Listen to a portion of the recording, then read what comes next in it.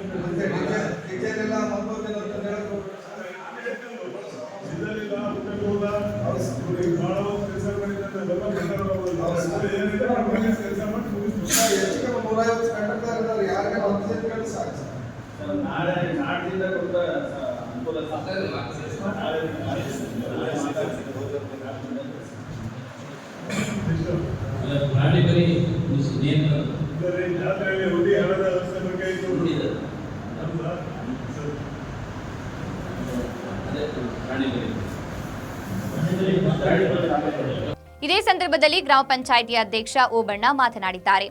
ಈ ಪೂರ್ವಭಾವಿ ಸಭೆಯಲ್ಲಿ ಗ್ರಾಮ ಪಂಚಾಯಿತಿ ಸದಸ್ಯ ಶಶಿಕುಮಾರ್, ತಹಶೀಲ್ದಾರ್ ರೆಹನ್ ಪಾಷಾ, ತಾಲೂಕು ಪಂಚಾಯಿತಿ ಕಾರ್ಯನಿರ್ವಹಣಾಧಿಕಾರಿ ಶಶಿಧರ್, ನಗರಸಭೆ ಪೌರಾಯುಕ್ತ ಜಗ್ಗಾರೆಡ್ಡಿ, ಕೆಎಸ್ಆರ್ಟಿಸಿ ವ್ಯವಸ್ಥಾಪಕರು, ಸಮಾಜ ಕಲ್ಯಾಣ ಅಧಿಕಾರಿಗಳು, ಬಿಸಿಎಂ ಅಧಿಕಾರಿಗಳು, ಲೋಕೋಪಯೋಗಿ ಅಧಿಕಾರಿಗಳು, ತಳಕು ಬೆಸ್ಕಾಂ ಅಧಿಕಾರಿಗಳು ಹಾಗೂ ಸಾರ್ವಜನಿಕರು ಇತರರು ಹಾಜರಿದ್ದರು.